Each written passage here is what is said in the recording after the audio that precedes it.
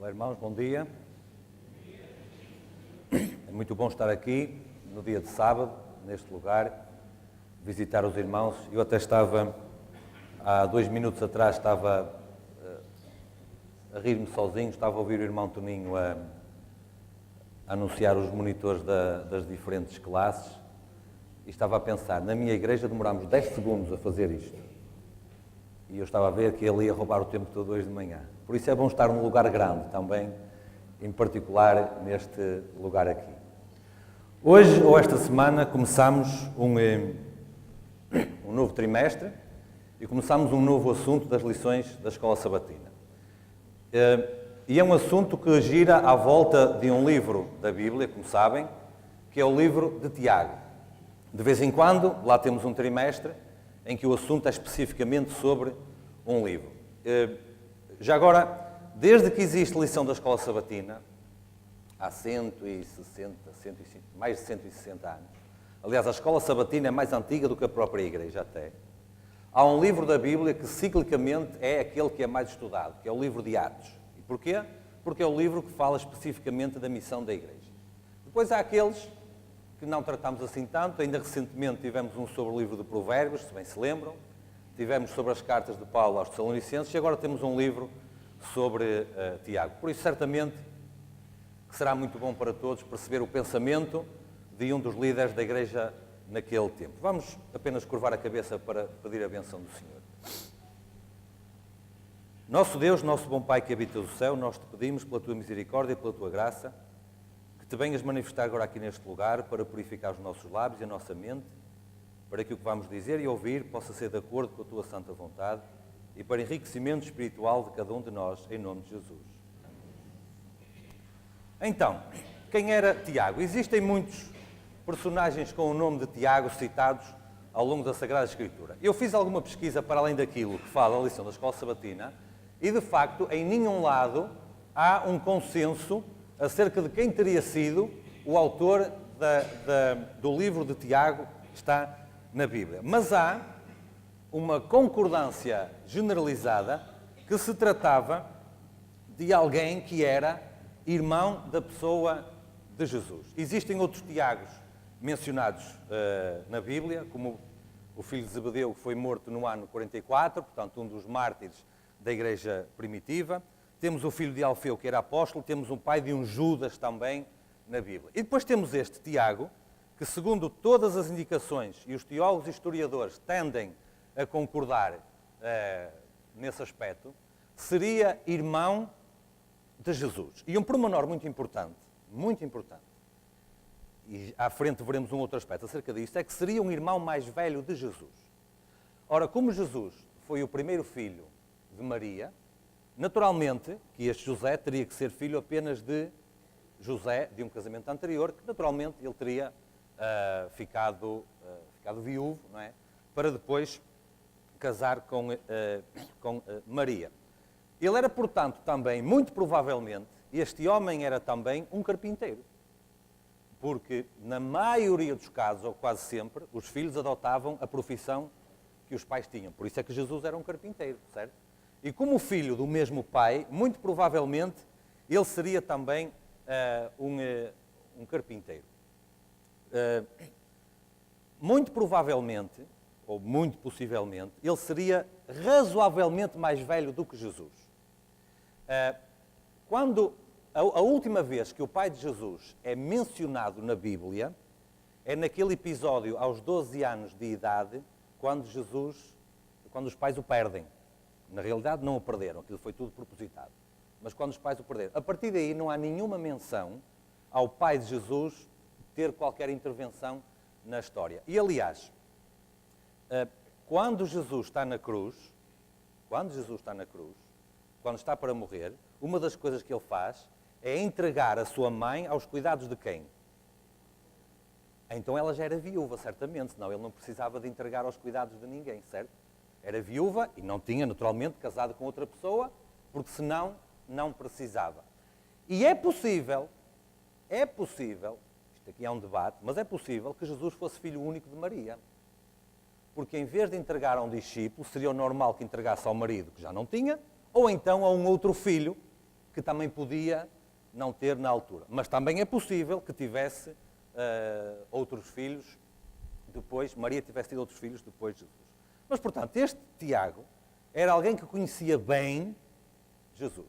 Era alguém que conhecia o crescimento dele, o que diziam dele, acompanhou o ministério, acompanhou a vida, era quase que uma testemunha em primeira mão, certo? Portanto, é alguém perfeitamente avalizado para falar e para escrever à igreja, até porque se tornou depois, mais tarde, um dos líderes da igreja. De acordo com o versículo 1, com o primeiro versículo do livro, isto é um ponto muito importante, Tiago diz a quem se dirige especificamente a sua mensagem. E a mensagem é dirigida às 12 tribos de Israel que andam dispersas.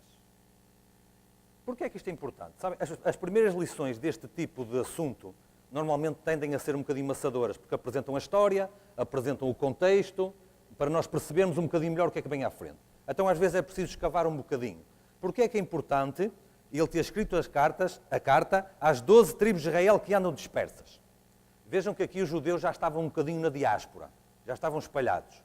Ora, trazendo para os dias de hoje, isto tem uma aplicação total à Igreja Adventista do Sétimo Dia. Porquê?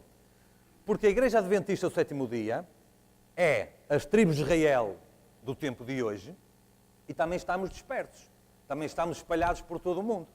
Então, conforme Tiago, naquele tempo, escreveu para os crentes que já estavam espalhados, se ele fosse a escrever hoje, ele escreveria facilmente para a nossa igreja, porque nós somos crentes que estamos espalhados por todo o lado. Um pormenor muito interessante, que eu acho que não vem na lição, agora não me lembro. A carta de Tiago é o único sítio na Bíblia onde se menciona uma cerimónia oficial que nós temos. Sabem qual é? Tiago 5,14. Que nós damos-lhe um nome que é completamente errado. Já ouviram falar na extrema-unção? Pronto, essa expressão não é bíblica, nem sequer devíamos usar esse nome. O que Tiago fala é a unção dos enfermos, assim é que é, esse é que é o termo correto. Sabem o que é, certo? Acho que sim, razoavelmente. É o único sítio na Bíblia onde é mencionado e nós fazemos a partir daí. Chamar os pastores, chamar os anciãos, ou os presbíteros, como não chamaram naquele tempo, para fazer a unção dos enfermos para cura e não para o recomendar no último momento antes da sua morte. Para cura. É assim que é feita esta cerimónia. Nós parece que deturpámos um bocadinho, talvez fruto da nossa tradição católica, porque a temos e nos influencia, é que nós chamamos isso a extrema unção por aqueles que vão morrer, que é para quando chegarem lá, esqueçam isso. Unção dos enfermos para cura, por intercessão daqueles que são os responsáveis da igreja. Se Tiago menciona isto e dá ordem aos presbíteros, aos anciãos para fazer isto, isto demonstra claramente que já havia uma boa organização dentro da igreja. Por isso ele provavelmente não escreveu isto logo nos anos imediatos à ascensão de Cristo, mas a igreja já estava desenvolvida e organizada de uma certa maneira para poder haver este tipo de organização. Portanto, era neste mundo que Tiago vivia. E disse há pouco que Tiago conhecia bem o ministério, conhecia bem a pessoa de Jesus. Ele e os outros irmãos de Tiago, irmãos de sangue, neste caso, certo? Mas sabem que na Bíblia há muita coisa que é simbolismo. E nós, quando lemos algo literal, nós podemos perceber o simbolismo que está por detrás disso. E em muito da Bíblia que nós lemos irmãos de sangue, nós podemos ler e interpretar também irmãos de fé. E vão ver ao longo de todo o livro do Tiago como é que isto se aplica muito bem. Como é que Tiago e os outros familiares olhavam para Jesus? João no capítulo 7. Vamos abrir a escritura, está bem? João no capítulo 7. E vamos ler aqui alguns versículos e vamos atentar na última frase que é muito importante. E lembrem-se daquilo que dissemos ao princípio. Se Tiago escrevesse para o livro de hoje, para os tempos de hoje, facilmente escreveria para a nossa igreja, nós que estamos aqui neste tempo, certo? João no capítulo 7, e a partir do verso 1 diz assim: E depois disto, João 7, verso 1. E depois disto, Jesus andava pela Galileia e já não queria andar pela Judeia, pois os judeus procuravam matá-lo. E estava próxima à festa dos judeus e a dos tabernáculos. Disseram-lhe, pois, seus irmãos: Sai daqui e vai para a Judeia, para que também os teus discípulos vejam as obras que fazes. Estavam a mandá-lo embora, ainda que por um bom motivo. Porque não há ninguém que procure ser conhecido, que faça alguma coisa em oculto. se fazes estas coisas, manifesta-te ao mundo. Estavam a mandá-lo evangelizar os outros. Por que razão? Por razões eminentemente evangelísticas. O que é que diz o verso 5?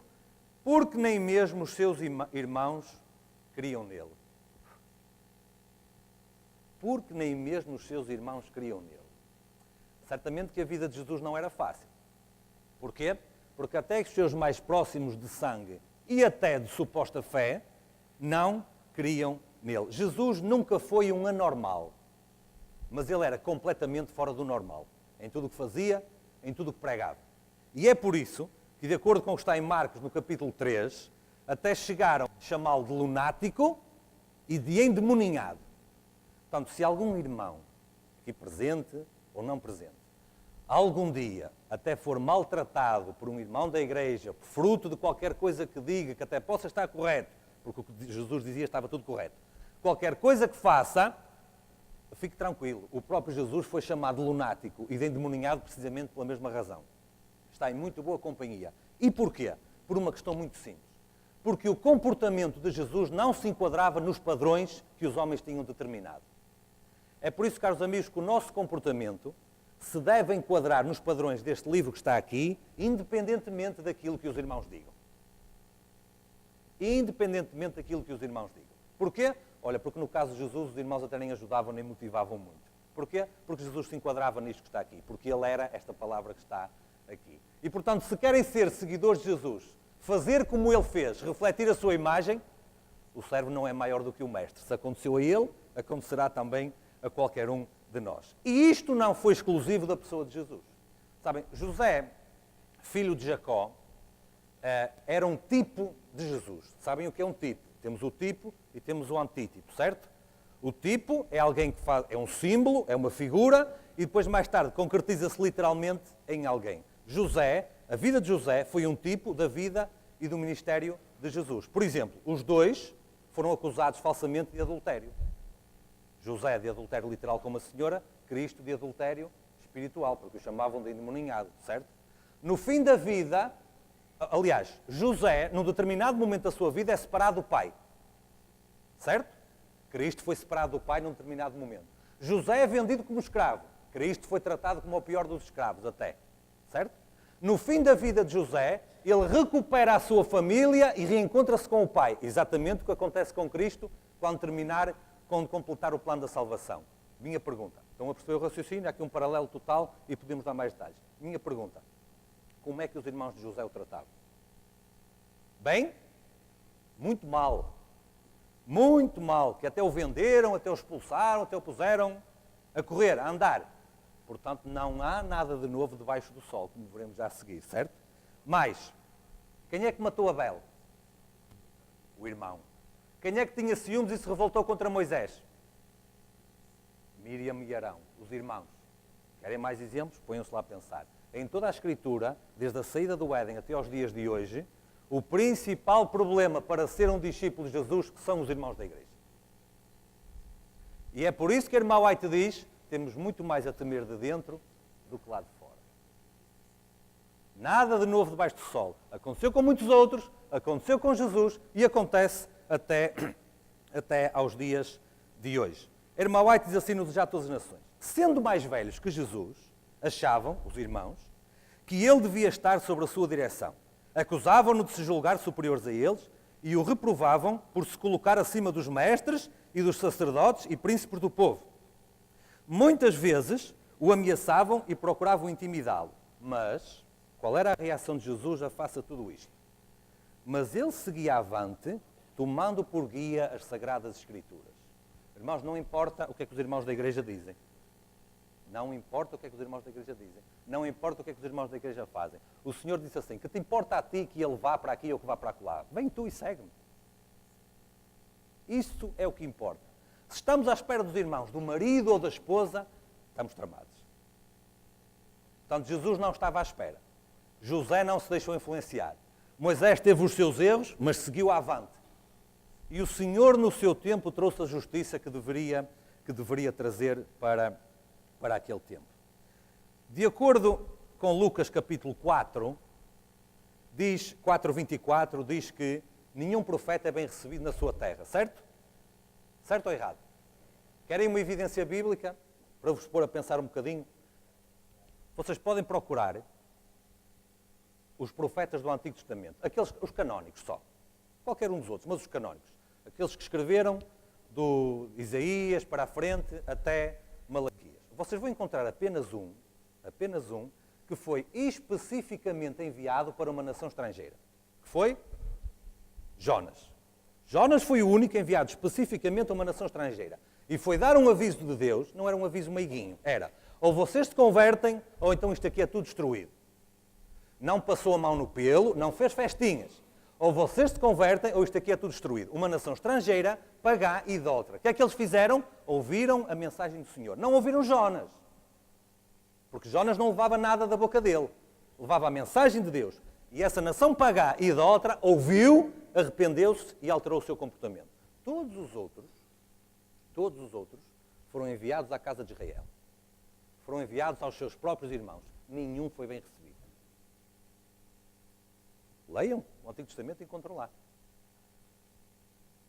Atirados para a prisão, chicoteados, cortados ao meio. Os que foram enviados à casa de Israel nunca foram bem recebidos. E como diz a Escritura, e muito bem no livro de Eclesiastes, não há nada de novo debaixo do sol. Continua a acontecer isso hoje.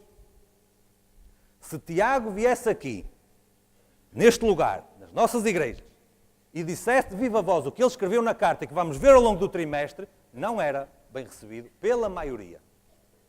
Pela maioria. Querem uma evidência prática do que acontece hoje nos nossos dias? Fácil. Vejam só. Nós podemos andar no nosso marasmo espiritual e social, seja lá como for, não se passa nada, numa mornidão, está tudo ótimo. Está tudo ótimo. Não se passa nada, tudo tranquilo, vimos aqui ao sábado, marcamos o ponto e vamos embora à 1h da tarde, tudo tranquilo. Quando alguém, porque Deus manda, faz uma reforma qualquer da sua vida alimentar, as senhoras fazem uma reforma do seu vestuário, Caio Carmo e a Trindade é só chicote em cima da pessoa. Não acontece isto, pois não? Não. Acontece, porque não há nada de novo debaixo do sol. Então os servos do Senhor são enviados não a agradar à igreja, mas a dizer o que Deus manda dizer. Amém, sim, senhora. Disse o pastor Mark Finley, se Cristo falasse o que agrada às pessoas, não tinha dito 99% daquilo que disse. E é por isso que hoje a palavra direta e firme que a igreja precisa é tão condenada e tão criticada. Porque nós não gostamos e o nosso coração se revolta. E nós preferimos revoltar contra o mensageiro, quando na verdade estamos a revoltar-nos contra o autor da mensagem, que não é o mensageiro, mas que é o próprio Deus. Quando nós abrimos o livro de Tiago ou qualquer outro, nenhum de nós diz, vamos ler a palavra de Tiago, ou vamos ler a palavra de Davi. O que é que nós dizemos? Vamos ler a palavra do Senhor, porque acreditamos que não foi da cabeça deste homem, foram as palavras dele, com a sensibilidade dele, mas não foi da cabeça dele que saiu a mensagem. Cuidado quando hoje em dia nos levantamos a chicotear os mensageiros que o Senhor levanta na nossa igreja para chamar o povo a uma reforma e uma preparação para este tempo.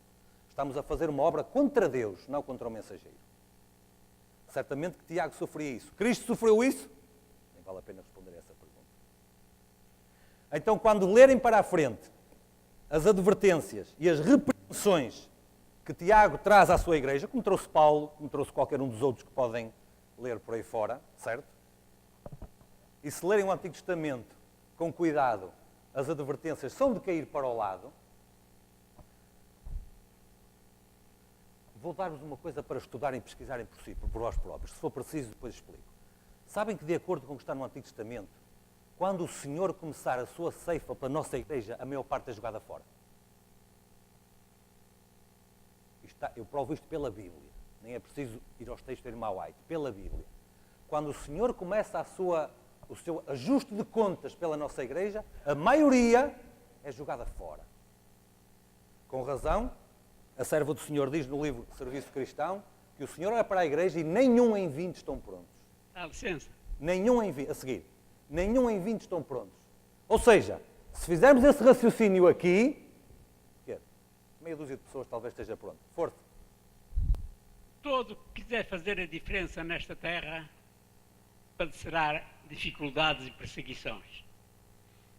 Malaquias diz que no último tempo ver-se-á a diferença entre o que serve e o que não serve. E isto é dentro da própria Igreja.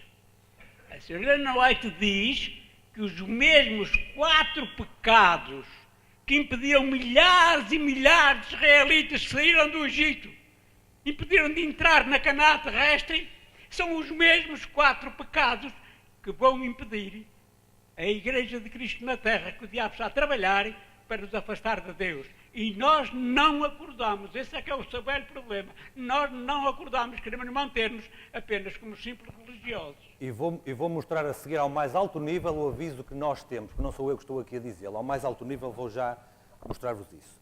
Se porventura a mensagem é muito dura para alguém às vezes, também foi duro para Saulo receber aquele relâmpago que veio do céu. E olhem que Saulo mudou completamente. Não houve uma única coisinha na vida dele que não mudou. E nós hoje lemos os escritos que ele nos deixou já quando era Paulo e ficamos todos contentes e devemos seguir o exemplo. Então sigamos o exemplo de Saulo, que mudou completamente e que não resistiu à mensagem, mas aceitou-a. De acordo... Eu vou avançar aqui 2 pontos que eu tinha aqui, porque estou a olhar ali para aquele aparelho que está lá em cima. De acordo com a própria história, quando houve a morte de Estevão, que marcou claramente um período profético, levantou-se uma forte perseguição contra a Igreja Cristã, da qual Tiago fazia parte. Foi bom ou foi mau essa perseguição se levantar? Porquê que foi bom? Qual foi a principal boa consequência dessa perseguição se levantar? É isso mesmo, a mensagem começou a ser espalhada por todo o lado. Sabem porquê? Porque quando não há problema, o banco da igreja é muito confortável. Quando não há problema nenhum, o banco da igreja é muito confortável. Olha, na minha igreja até um bocadinho almofadado, até mais confortável do que aqui até. Deus não precisa de membros. Se vocês querem ser membros, inscrevam-se numa coletividade qualquer, que basta ser membros. Frequentadores de igreja. Irmão, o cinema também tem frequentadores de igreja. Qual é a diferença? Agora, ser um discípulo, ser um obreiro, ser um servo, aí já é completamente diferente. E não ficais à espera do pastor, não ficais à espera dos anciãos, não ficais à espera de ninguém. Se Tiago e muitos outros ficassem à espera, então, olha, se vivessem hoje, ainda estavam à espera. Sabem aquele texto muito famoso, Hermite, que diz assim: um reavivamento da primitiva piedade é a maior necessidade entre nós. Conhecem? Sabem o que é que diz o parágrafo a seguir? Nós nunca lemos. Diz assim: estamos à espera de ver a igreja toda reavivada, tal tempo nunca há de acontecer. Nunca há de acontecer. Portanto, não esperem. Vão e façam. Estes grandes homens da Bíblia nunca estiveram à espera. Hoje em dia, a nossa igreja, como dissemos ao princípio, está espalhada. Está por uma série de razões. Está porque nós entendemos que devemos ir a todo lado. E já agora, por ir a todo lado, deixem-me contar-vos uma história. No final do século XIX, as religiões protestantes da altura aperceberam-se que o mundo era muito grande e eles eram poucos. E estavam todos concentrados na América do Norte. E disseram assim: bom, o ideal é nós dividirmos o mundo por cada uma das nossas denominações. E assim cada um vai para cada lado. Então cada um escolheu um bocadinho, uns escolheram a Europa, até que, por fim, perguntaram aos líderes da Igreja Adventista para onde é que eles queriam ir. Sabem o que é que eles disseram? Queremos ir para todo o mundo. Queremos ir para todo o mundo. E a responsabilidade que Tiago recomenda à Igreja naquele tempo é precisamente essa: ir por todo o mundo. Não ficar só cá dentro, não ficar só para nós. Não temos, já tivemos erradamente, mas não temos uma doutrina da porta fechada. Temos uma doutrina da porta aberta em que a arca ainda está aberta. Sabem que a arca é outro tipo de Jesus. É um objeto. Há animais que são tipos de Jesus. A arca é outro. Então a porta da arca ainda está aberta. Quem quiser pode entrar. Já agora, quem é que fechou a porta da arca? Moisés? O próprio Cristo fechou a porta da arca. Então, enquanto o Senhor não der ordem, ainda pode haver gente que entre para dentro da arca. Essa é a principal função da igreja, sem descurar todas as outras hoje em dia. E é isso que Tiago vai girar aí à volta. Tiago escreveu, como muitos outros, para fortalecer, para animar, para encorajar, mas também para advertir e para repreender a igreja. Tiago, Paulo, os profetas do Antigo Testamento, por toda a Bíblia, temos aqueles que encorajam, que incentivam, e o mesmo homem repreende. Aliás, se fôssemos a retirar da Bíblia, as repreensões e advertências que Deus dá à sua igreja, ela ficava para aí 25% do que é. Isto dá que pensar. Qualquer um tem a Bíblia, leia e confirme. Principalmente os profetas do Antigo Testamento. Ela ficava muito menor do que aquilo que é. Quer dizer que nós precisamos mais de repreensão, de advertência, de chamada de atenção, do que precisamos de palmadinhas nas costas. Só que o nosso coração não gosta disso. O nosso coração gosta que digam, tu és o maior. Mas Tiago tinha este tipo de mensagem. Hoje em dia, nós temos os fiéis servos do Senhor que reproduzem a mesma mensagem.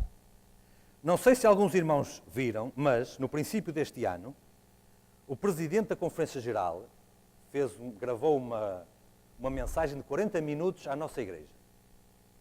E ele reproduziu uma técnica que João usa no Apocalipse até. Passou 20 minutos a elogiar a igreja, passou 20 minutos a repreendê-la e terminou finalmente com uma palavra de encorajamento. Então o que é que ele elogiou a igreja? A nossa igreja tem tudo de bom. Eu não conheço melhor igreja do que esta. Não sei se alguém conhece, conhecer, diga-me que eu quero ir para lá.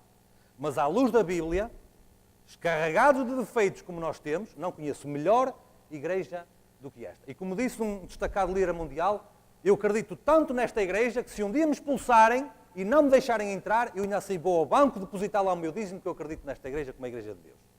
Isso não há a mínima dúvida. Isso não quer dizer que não há problemas, que não há motivo de mudança. Bem pelo contrário, existe muito motivo de mudança. Quando os irmãos leem na Bíblia e no Patriarcas e Profetas o relato dos 40 anos de peregrinação no deserto após a saída do Egito, a maior parte das vezes o povo comportava-se bem ou mal? Mal? Estamos todos de acordo? E eles eram o Israel daquele tempo, certo? Quem é o Israel deste tempo? Quem? E a maior parte do tempo a gente porta-se bem ou porta-se mal? Pois é verdade.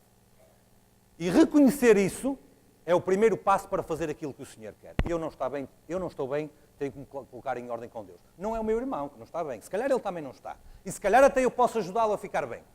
E até devo. Porque o primeiro criminoso que apareceu neste mundo, o Senhor perguntou, onde é que está o teu irmão? E ele disse, então eu é que sou o guardador do meu irmão? Leiam a Bíblia. És o guardador do teu irmão, sim senhor. Mas neste tempo, temos os servos do Senhor, como eu dizia, que alertam a igreja. E podem procurar no YouTube, podem escrever lá. Pastor Ted Wilson, que é o Presidente da Conferência Geral, Pastor Ted Wilson, o Estado da Nação. Podem procurar assim, encontram isto que vos vou dizer. E ele fez uma mensagem que disse o que é que estava bem na igreja, que amava a igreja por isso, incentivava os irmãos a continuarem, e depois disse o que é que estava mal na igreja. Ipsis verbis, disse exatamente o que estava mal na igreja. Resumindo, primeiro, ele diz que há uma perda, isto é o Presidente da Conferência Geral, não é um irmão que vocês convidam para vir aqui passar a lição da Escola Sabatina. Diz ele que há uma perda da identidade adventista do sétimo dia entre pastores e membros. Entre pastores e membros. Perda de identidade. Aquilo que nos identifica, aquilo que é a nossa impressão digital, está a esmorecer. E como dizia o irmão Albani muito bem, em vez de sermos diferentes e distintos, estamos a ficar muito parecidos. E na nossa igreja começa-se a ouvir uma coisa que é do pior que pode haver. É que Deus manda sair, separar, e nós estamos a juntar. Práticas, comportamentos, amizades, tudo. E perdemos a nossa identidade. Em vez de os outros se converterem à nossa identidade, nós nos convertemos nas práticas, nos hábitos, nas palavras e em tudo. Segundo ponto que ele diz. Há um avanço de mundanismo dentro da nossa igreja. Há um avanço de mundanismo dentro da nossa igreja. Eu não sei porque é que há medo em dizer isto. Sinceramente não sei. Mas transformou-se a coisa de tal maneira que quem abre a boca para dizer que uma das maneiras que nós vemos isto é a maneira como as nossas senhoras se vestem, é um herege agora cá dentro. Mas é verdade. De acordo com o Espírito de Profecia, o vestuário é razão suficiente para disciplinar e excluir uma pessoa da igreja. Não sou eu que o digo. É razão suficiente. Mas se alguém diz, oh, irmão, não vamos estar preocupados com o comprimento das saias ou com as calças. Que é isso? Não, o Espírito de Profecia está preocupado, mas nós não nos podemos preocupar. Terceiro ponto que ele diz. Perigo de desunião. Isto é muito interessante. Porquê? Vamos dizer assim. Eu e o Kim Lima queremos assaltar aquela casa que está ali ao lado. Tem lá muitas vezes lá dentro. Então, como a nossa igreja é unida, Eu vou pedir aos irmãos que se unam em oração para o Senhor nos proteger e não sermos apanhados. Está correto? Porquê é que não está correto? Então temos que ser unidos, temos que ser uns pelos outros, certo? Porquê é que não está correto? Muito simples, porque estamos a fazer uma coisa que é ilegítima, certo? Então, meus caros amigos, como dizia Martinho Lutero, antes prefiro desunido na verdade do que unido na mentira. E quando na nossa igreja há comportamentos e há práticas que resultam do trabalho do pai da mentira, então antes prefiro haver desunião do que haver união. A união é à volta destes princípios que estão aqui, que são inegociáveis, imutáveis, inquestionáveis, porque foi o Senhor que os deu. E nenhum de nós tem o direito de os interpretar à luz do nosso próprio entendimento, da nossa própria imaginação. Quarto ponto, e este é um ponto muito importante, que vão verificar que Tiago adverte isso ao longo do livro.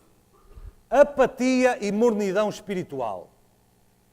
Repito, palavras do Presidente da Conferência Geral. Apatia e mornidão espiritual como um problema que a Igreja enfrenta hoje em dia. Sabem como é que Tiago resolveu isso no caso dele? Vocês podem ler, logo no primeiro versículo de Tiago, que ele chama a si mesmo servo de Deus e do Senhor Jesus Cristo. Ele não vai dizer, eu sou um irmão do Cristo. Ele não encheu o seu coração. Ele disse, eu sou um servo de Deus. Quando Cristo veio à Terra, ele podia ter exaltado a sua posição como um com Deus. Mas ele não fez isso. O que é que ele fez? Lavou os pés aos discípulos. Tornou-se um servo da raça humana. Então a maneira que nós temos de começar a sair da nossa mornidão é refletir o caráter de Jesus e tornar-nos um servo de Jesus, servindo a Igreja e servindo os irmãos, porque temos essa responsabilidade também. De acordo com João 12, eu vou ler que tenho aqui escrito, diz assim, se alguém me serve, siga-me, e onde eu estiver, ali estará também o meu servo. E se alguém me servir, meu Pai o honrará. A glória de Tiago, entre aspas, era dizer, eu sou um servo do nosso Senhor Jesus Cristo. Pergunta, em consciência, cada um, na sua mente, no seu íntimo, pode dizer, eu sou um servo do Senhor Jesus? Isto aqui não precisa de respostas audíveis, porque cada um é que sabe de si, cada um responde para si. Será que eu posso dizer que sou um servo do Senhor Jesus Cristo? Em tudo aquilo que eu sou, em tudo aquilo que eu faço, aquilo que é o meu dia-a-dia, aquilo que é o meu estilo de vida, aquilo que é o meu testemunho? Esta era a experiência de Tiago. Pela graça de Deus, que seja esta a experiência de cada um ao estudarmos as lições da Escola Sabatina deste trimestre e que o Senhor nos abençoe.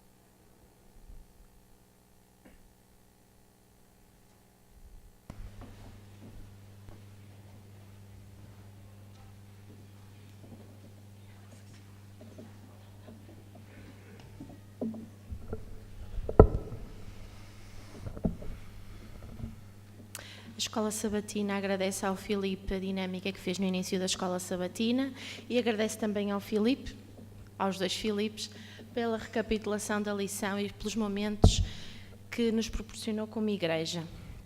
E agora vou pedir aos dinamizadores, os que estão perto das classes onde são dinamizadores, que se possam manter, os que não estão perto das classes que se possam deslocar até lá, porque é o último sábado que iremos falar sobre a campanha. Chegou o tempo que irá decorrer. Ajudem-me, onde é que vai ser a campanha? Na Igreja do Porto. Qual é a data? 11 a 18, muito bem. Uns estão a passar no exame, outros nem por isso. E qual é o horário da campanha? Às 20h30, muito bem. Então, muito rapidamente, vou pedir então que os dinamizadores possam se deslocar às suas classes, que possamos passar em classe momentos de oração pelas pessoas a quem foram feitos os convites, pelos membros para estarem presentes nesta campanha. Nós queremos, como igreja, reforçar esses convites e que os membros possam também, junto dos vossos contactos pessoais, reforçar esse mesmo convite. E agora só uma pequena experiência pessoal. No domingo passado, por coincidência, eu encontrei junto à praia o pregador desta campanha. O pastor Júlio Carlos, no domingo, ao final do dia, estava a tentar encontrar algum repouso junto à beira-mar e, por coincidência, eu também lá estava, encontramos-nos e estivemos alguns minutos à conversa. E ele está bastante entusiasmado com esta campanha. está um bocadinho cansado também, mas está com muita confiança em Deus de que irão fruir bons frutos desta campanha. Vamos então orar também por este pregador, para que Deus possa estar com ele, para que lhe dê as forças necessárias a ele e à família para a preparação desta campanha. Vamos então orar também pelos nossos contactos pessoais.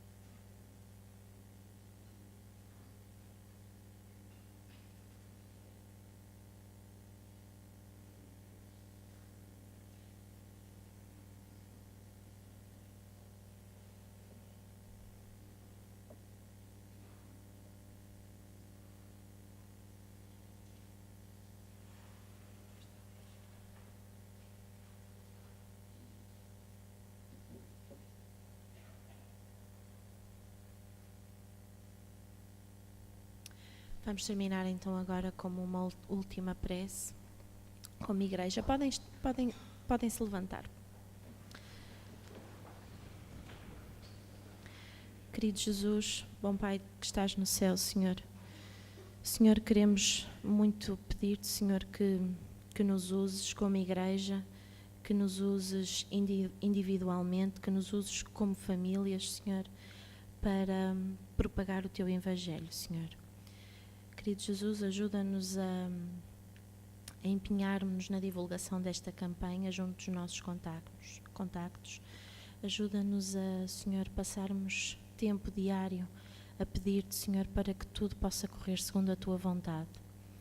Querido Jesus, queremos pedir-te também que possas ser com os dois pregadores, o pregador da região norte e o pregador da região de Lisboa, Senhor, que possas ser com o pastor Júlio Carlos e com o pastor Dário, Senhor, que eles possam encontrar a tranquilidade e a paz junto a Ti e a serenidade, Senhor, que é necessário nestes momentos. Querido Jesus, ajuda também toda a logística que vai ser necessária para esta campanha, Senhor, que tudo possa servir única e exclusivamente, Senhor, para as pessoas conhecerem acerca de Ti, para Te louvarem e para Te honrarem, Senhor. Que nada possa ser para glória ou para vaidade pessoal, Senhor. Afasta todos esses sentimentos do coração de qualquer participante. Usa-nos, Senhor, porque somos Teus servos e queremos ser usados por Ti. É tudo que Te pedimos e agradecemos em nome de Jesus. Amém.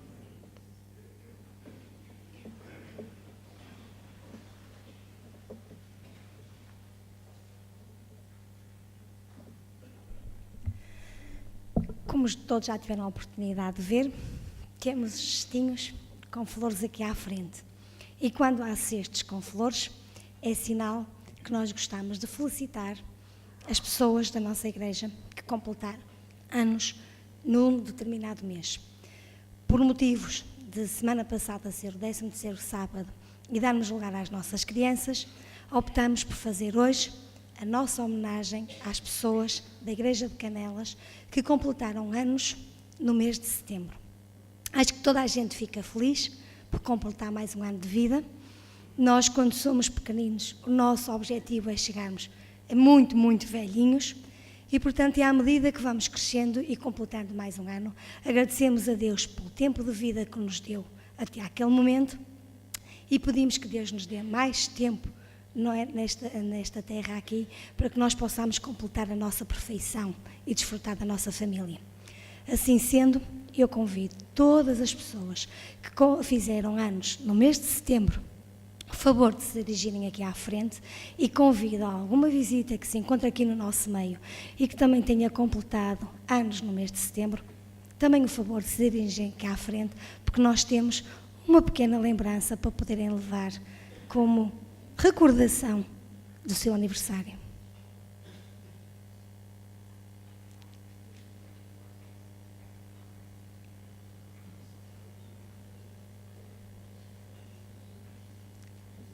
Desculpem, estava à espera que me pusesse o PowerPoint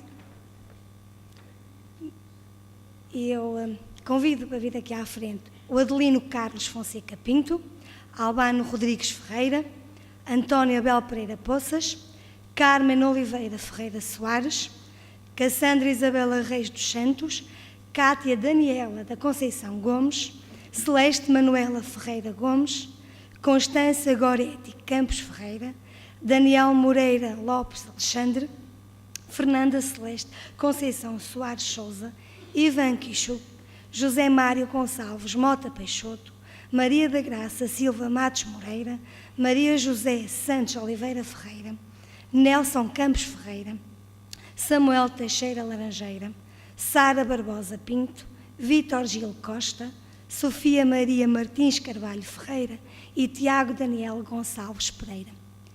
E enquanto a Silvia e a Sara distribuem as flores, eu gostava de vos deixar com um pequeno pensamento que está em Salmos 27:4, em que Davi diz: uma coisa pedi ao Senhor e a procuro, que eu possa viver na casa do Senhor todos os dias da minha vida, para contemplar a bondade do Senhor e buscar a sua orientação no seu tempo.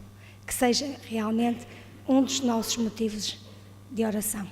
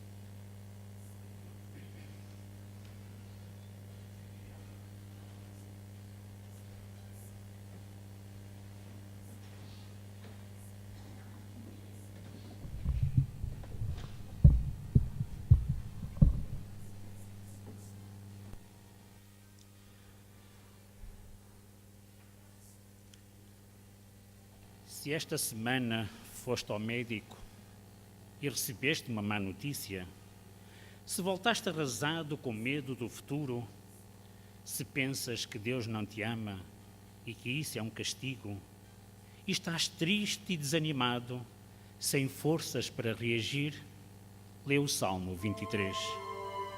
E verás que o Senhor é o teu pastor e nada te faltará. Ainda que andes pelo vale da sombra, Ele te acompanhará. Vê também o Salmo 103. É Ele quem perdoa os teus pecados, sara todas as tuas enfermidades. Venha então para os braços do Pai. Ele não te trata segundo os teus pecados, nem retribui segundo as tuas iniquidades. Como um pai se compadece dos teus filhos, assim o Senhor se compadece de ti, porque Ele conhece a tua frágil estrutura e sabe o que estás precisando. Agora, deixa de sofrer sozinho, corre para os braços do Pai. Se não tens aquela fé que move montanhas, fala com Ele. Ele vai abraçar-te e dizer-te: filho, não temas, eu te ajudo. O Senhor te abençoe e faça resplandecer a tua vida. Tem confiança no seu poder. Abriga-te no Todo-Poderoso. Fica nos braços benditos do Pai. Grande Pai, de onde vou tirar forças? Ensina-me a crer. Essas mãos perfuradas lá no Calvário, passa as tuas mãos sobre as minhas. Prolonga os meus dias. Põe-me na lista da tua prioridade, Senhor, entre os agraciados com o teu favor. Porque eu quero estar nos braços do Pai.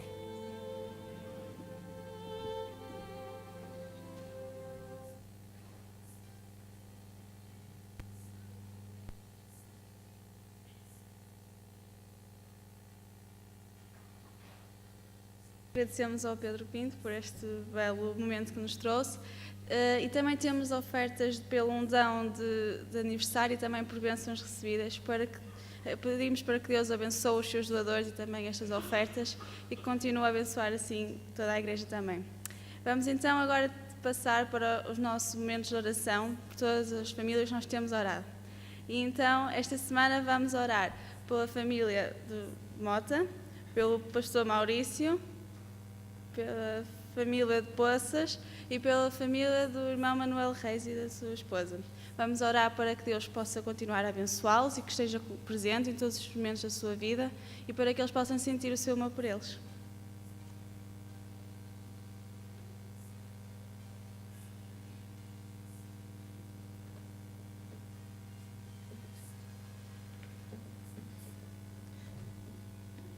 E agora, para concluirmos esta escola sabatina, vamos entoar as estrofes do hino número 220. É prazer servir a Cristo.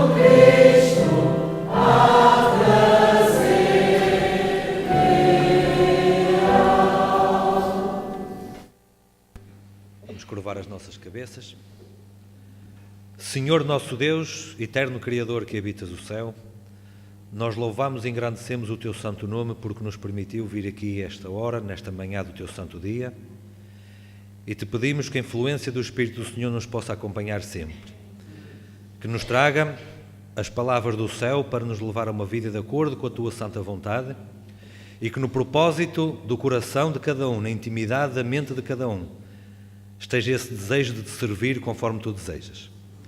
Te pedimos a tua bênção no resto deste teu santo dia, em nome de Jesus. Amém.